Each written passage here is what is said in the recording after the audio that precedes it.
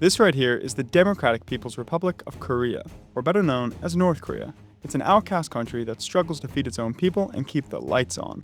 And yet it also happens to have a nuclear arsenal. How exactly is that possible? Welcome to Buried Origins. Today we'll answer exactly that. So let's get into it. Okay, so the North Korean nuclear program got its start in the 1950s from its close relationship with the Soviet Union.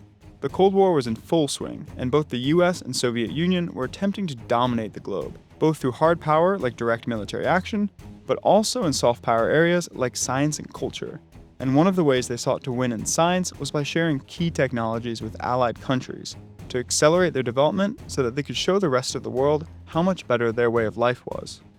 And one of the technologies causing the greatest stir in the 1950s was nuclear power, which held the promise of rapid economic development and had a lot of prestige at the time, which was important since both superpowers wanted to flex how advanced they were, hence the entire space race. So the US and Soviet Union established programs to share their nuclear knowledge with their allies, and the US shipped highly enriched uranium to dozens of different countries and helped to establish the nuclear programs of both Pakistan and Iran, while the Soviet Union established nuclear programs in China, some Eastern Bloc countries, and of course, North Korea. Now, these programs were almost all for civilian use of nuclear power. The US and USSR didn't actually want all of their allies to develop their own nuclear weapons, because they knew that would heighten the risk of nuclear war. Both superpowers believed that they could limit their allies' nuclear programs to civilian purposes only through the control of nuclear fuel and by restricting the transfer of advanced technology needed to make the leap from nuclear power to nuclear weapons. In hindsight, that was an absurd assumption, and of course a lot of these countries went on to develop their own nuclear weapons. But how did North Korea make that jump? Well, technology sharing officially began in 1959, when North Korea and the Soviet Union signed a nuclear cooperation agreement, and the Soviet Union shipped in a nuclear reactor which came online in 1965. Throughout the late 60s and 70s, hundreds of North Korean scientists studied nuclear physics and reactor engineering at elite institutions in Moscow, allowing North Korea to establish its own body of expertise. At the time, the Soviet Union knew that the North Koreans wanted to build a bomb because they had made several direct requests for relevant technology that the Soviets had rejected. But the Union continued to support North Korea's civilian nuclear program because they assumed they would always have enough leverage over the country that they could prevent it from building a weapon. But the Soviet Union underestimated how fiercely the leader of North Korea, Kim Il-sung, would pursue his policy of self-reliance. And in the late 70s, Kim Il-sung decided to pursue a covert weapons program and began large-scale mining operations of uranium ore deposits in North Korea that the Soviets had helped find. Then in the 80s, North Korea built its own infrastructure for fuel fabrication and reprocessing, crucial parts of the nuclear cycle that the Soviets had always thought they would control. Now, the Soviets noticed this, of course, and stopped cooperating with North Korea on the most advanced parts of its nuclear program, which slowed it down but didn't stop it entirely because North Korea already had the expertise and facilities necessary to continue on their own.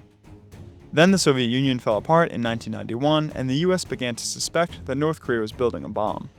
So it began negotiations, and in 1994, the two countries struck the agreed framework, in which North Korea agreed to freeze several parts of its nuclear program in exchange for economic development assistance and oil. Now, there was some implementation, but both sides violated the deal, and it ultimately broke down in 2002, when the US accused North Korea of secretly enriching uranium. After that, North Korea continued negotiations over its nuclear program, but then in 2006, it conducted an underground test of a nuclear bomb, making it a nuclear state. Despite the test, negotiations over the program continued with occasional small breakthroughs. But then North Korea conducted a second nuclear test in 2009, as well as a suspected test of an intercontinental ballistic missile, the type that allows countries to launch a nuke almost anywhere in the world, and so talks broke down as a result. After that, the US, which had been the major force in negotiations pushing for North Korea to shut down its program, essentially abandoned engagement with the country through the Obama years. North Korea continued to test nuclear weapons and the missiles to deliver those weapons, and the US symbolically retaliated by tightening sanctions. Then Trump adopted a much more aggressive stance on North Korea, saying, North Korea best not make any more threats to the United States.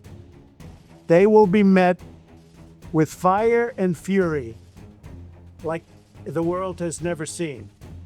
This happened at a time when North Korea was conducting more nuclear tests and successfully launching missiles which had the capability of hitting the US. But Trump's threats and offers of diplomacy actually seemed to yield some temporary results, as Trump met with Kim Jong-un in 2018 and North Korea suspended those missile tests.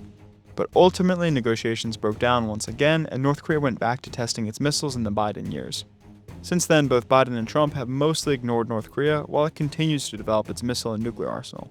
And today, the country is estimated to have roughly 40 to 60 nuclear weapons, although most are probably atomic and so therefore a very low destructive force. Well, that's the story of how North Korea got the bomb. I hope you enjoyed it. If you did, please like and subscribe. See ya.